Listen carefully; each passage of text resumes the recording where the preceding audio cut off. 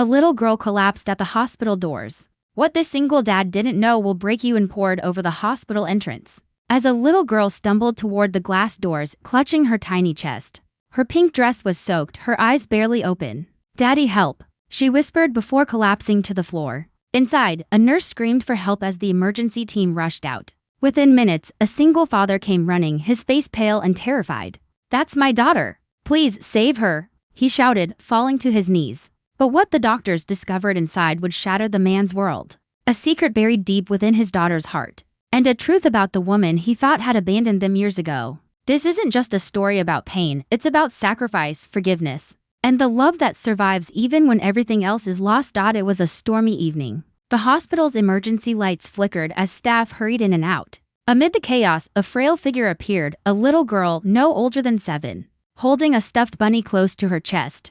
She struggled to breathe, her tiny shoes splashing through puddles. "Somebody help," she whispered before collapsing at the hospital doors. Nurses rushed forward. "She's not breathing properly. Get her inside now," shouted one. Moments later, a man in muddy clothes burst through the door. His name was Daniel, a single father who had been raising his daughter, Lily, alone since his wife left 5 years ago. He worked double shifts as a mechanic, barely making enough to buy her medicines. "She just fainted. Please," she said, her chest hurt. Daniel's voice trembled.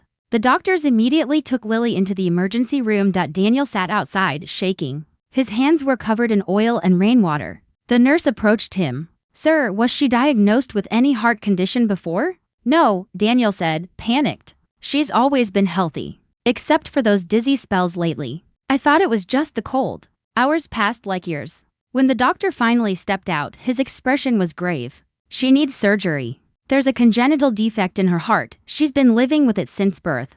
Daniel's world spun. "Since birth, but the doctor said she was fine when she was born." The doctor hesitated. "Are you sure she's your biological daughter?" Daniel froze. The words hit him like thunder. He stared at the doctor, confused and hurt, as his memories flooded back. His wife leaving suddenly, refusing to explain why. "Please," he whispered.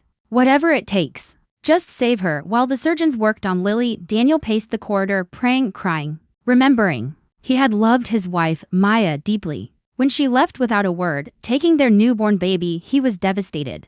Months later, she returned, frail, silent, and left the baby in his arms. "Take care of her," she said, and disappeared forever. Now, 5 years later, the doctor's question echoed, "Are you sure she's your biological daughter?" Daniel went to the old box of papers he'd kept in his car, Lily's hospital file. He flipped through the documents and froze. The blood type listed didn't match his. His heart sank. Before he could process it, a woman walked into the waiting area, soaked, trembling, and holding a medical file. Daniel's eyes widened. "Maya?" She nodded, tears streaming down her face. "Daniel, I never left you because I wanted to. I was dying. I was diagnosed with a rare heart disease during pregnancy. Doctors said the baby wouldn't survive unless we found a donor." Daniel's jaw clenched.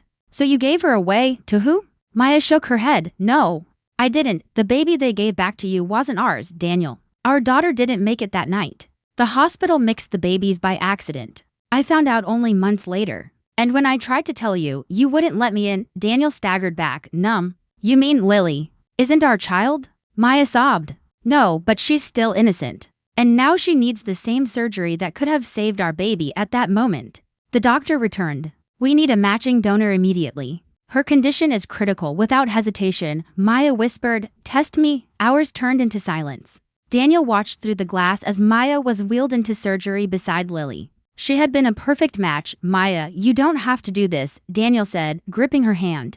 "You're weak. You can't survive another operation." She smiled faintly. "I lost one daughter, Daniel. I won't lose another, even if she's not mine by blood." The doctors began the operation. Daniel sat alone, his heart breaking. Rain tapped softly on the window. He remembered Lily's laughter, her drawings, the way she called him daddy, my hero. None of it mattered now. Blood didn't define family. Love did. After what felt like eternity, the doctor emerged, tears in his eyes. "Lily's heart is stable. The surgery worked." Daniel jumped to his feet. "And Maya?" The doctor hesitated. "She didn't make it." Daniel's knees buckled. He pressed his face into his hands as the reality sank in. Maya had given her life for a child who wasn't even hers. Days later, Lily woke up, weak but smiling. "Daddy, where's mommy?" she asked softly. Daniel took her hand. "She's here, sweetheart." In your heart, literally and forever, he hugged her tightly, tears streaming down his face. The rain outside stopped, and for the first time in years, Daniel looked up, whispering a silent thank you to the woman who had loved beyond life itself.